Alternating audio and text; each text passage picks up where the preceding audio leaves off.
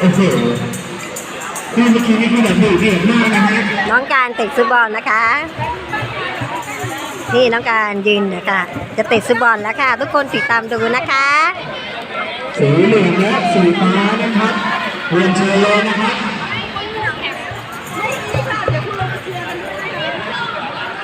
เชิญเลยนะฮะวางยังไงนะ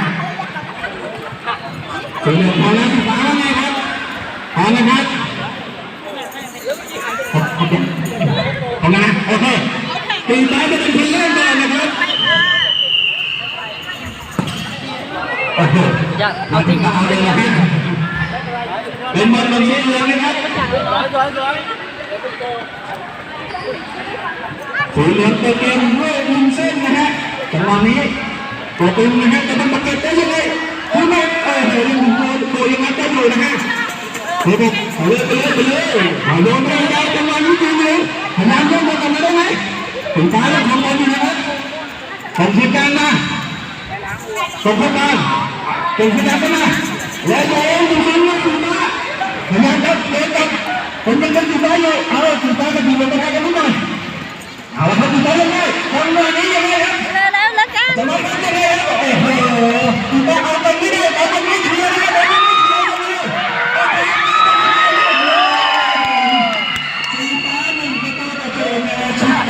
หมดเลยนะฮะ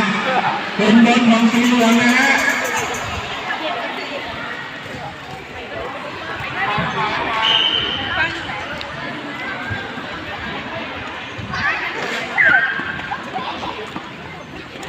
เอาละฮะสีเหลืองเปิดด้วยกันยิงนะฮะ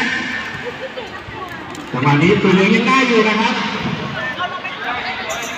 นะครับสีเหลืองยังไล่คุณเต้นไปจังหวะนี้เปิดแล้วได้แต่ติดสีฟ้านะครับเป็นบอลของสีเหลืองนะครับผมระวังกันนิดนึงนะครับเอาละครับเด็ก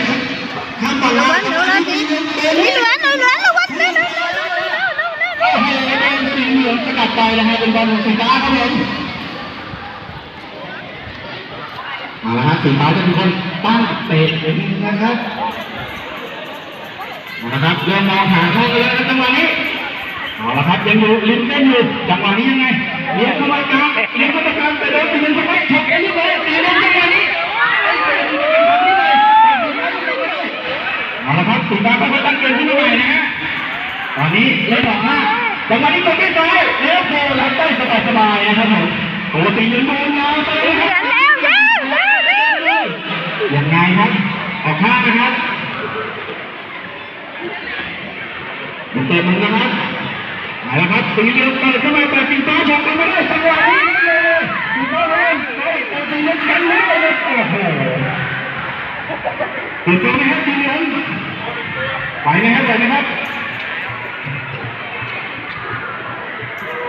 สีเหลืองมีคนเปลี่ยนนะครับเปลี่ยนนะครับ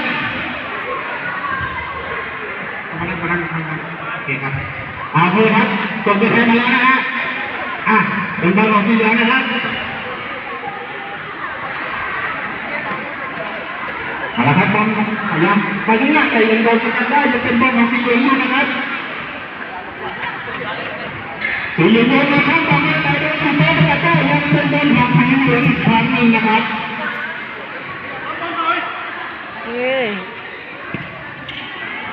เอาละครับส่งคืนหลังยาวเลยนะฮะ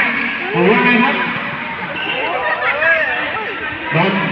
ไม่เป็นไรครับเอาไปก่อนเลยสีฟ้าตัดกลับมาได้เป็นวันนี้โดนนะครับเอาละครับ